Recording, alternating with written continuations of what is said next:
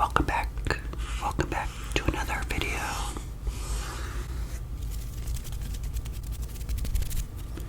This is Evan Thomas of ASMR Money Mentor.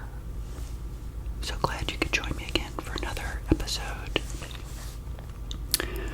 where, as you may know, I am producing these episodes every day and then dropping them on the day that I produce them. I'm not in that mindset right now of producing episodes in arrears and then dropping them, because I feel as though I'm a little bit in a mode of trying to make some decisions as I move forward towards early retirement next year, as you guys know, in 2025. And of course I'm trying to practice this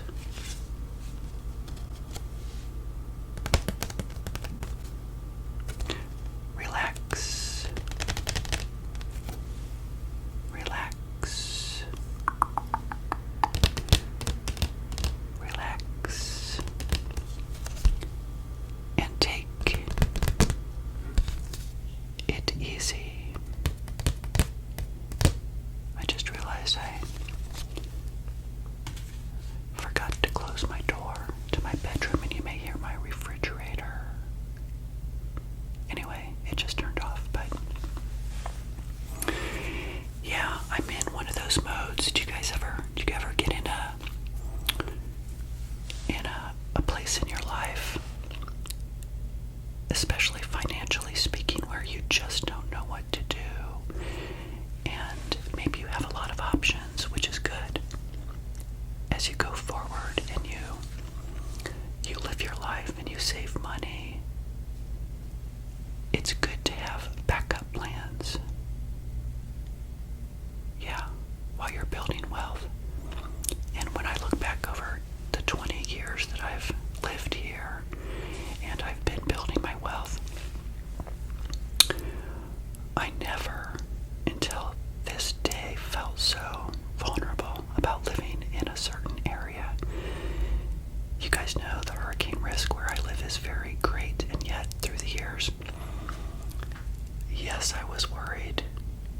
Yes, I would prepare, but never has there been, I guess, more of a risk than now, and of course going forward. So that really does kind of rock my world a little bit, as you guys know. And some of you, thank you very much, have left comments about, why don't you sell and leave? So I will be sharing with you in this episode some things that I've come up with.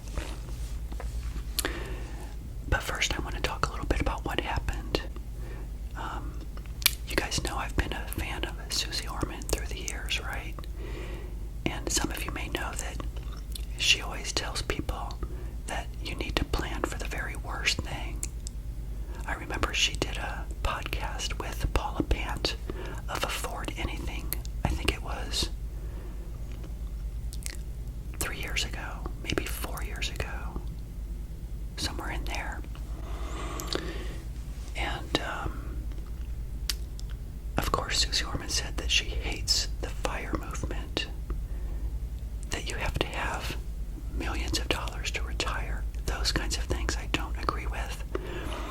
If your expenses are really low, I don't think that we need to have $5 million. I think that, you guys know my plan with $1.4 million and then $200,000 in the value of the condo brings my net worth to 1.6. But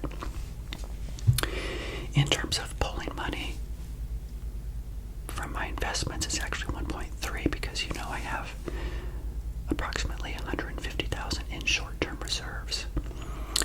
I feel that that has always been perfectly fine for me, and in fact my Vanguard person that I work with also believes that that is enough. But you know what?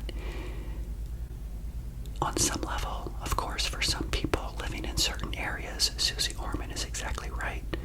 And I happen to be one of those people that lives, as you know, in a flood zone, in a very hurricane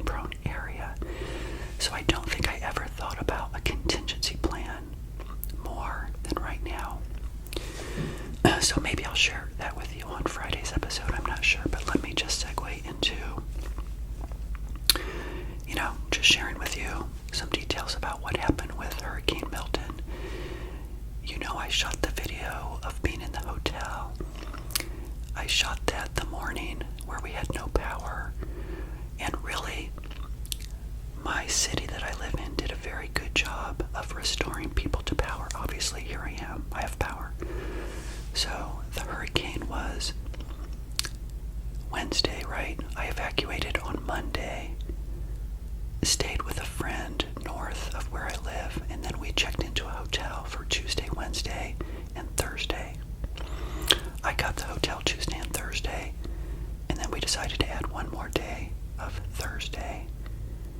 Then I went back to his house, which is a wood frame house, and so we didn't feel comfortable being there, obviously during the hurricane, which is why we got the hotel. So, I will say it was so stressful, you know, Wednesday leading up into not knowing where that hurricane went. And again, I'm probably oversharing. I think I said this before, but if you look on a map, where the hurricane hit was, I guess, a perfect thing for where I live, because the surge of the water went south of where I live. As I've shared before, if the hurricane would have hit north or a direct hit, then that could have been devastating for me from a water perspective. And you guys know, I shared with you that last year in 2023, Hurricane Idalia did flood the street right outside of my condo community, which scared me. And then this year, Helene did flood 40 units in my condo community and left my building untouched. Okay, so you know the history, right? Are those anomalies? Will it not continue in the future? That is the great unknown. But in preparing for a retirement plan, I now do not feel as secure as I did previously. So that's what I'll share with you on Friday as far as what I'm thinking I may do and what those options are. I really love sometimes being in this situation. It's a challenge, but I don't want to get caught in a situation that I'm not prepared for. I've always been a good preparer with everything I've done, and I don't want that to stop now. But just to share with you, you know, again, watching the news in a hotel room when you're not sure where that hurricane is going, minute by minute, we were living hour by hour. Every 3 hours, the National Hurricane Center gives an update, and we're like, oh, it's coming up here. Oh no. Oh, it's going down here. Oh no, it's going to go here. And then they start saying, well, if it does go here, you know, to share with you just how much of a miss it was a 20-mile differential in terms of how my city could have been devastated and flooded if that hurricane would have hit 20 miles north. So that was a very close call. And again, could this be the 100-year storm? And now it won't be that much of a risk going forward. Maybe. But maybe not.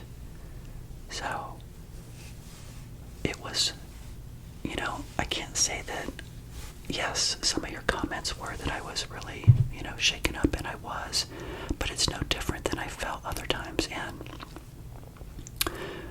what's interesting about the psyche of our brains is that, you know, I felt those feelings, and it was short-lived, and then, phew, it was good for me. But now I have to think about, what if it's not so good for me? You know, hurricanes come in, they do their damage, and then they leave. Like the water would have receded, but then you're stuck with a big mess. And that's what I have to think about going forward. And I know some of you said, Evan, you know, you love Florida, but maybe it's time to leave. And you know what? There are a lot of people right now in the state of Florida that are thinking about leaving. We had this mass exodus of people moving into the state of Florida during the pandemic in 2020.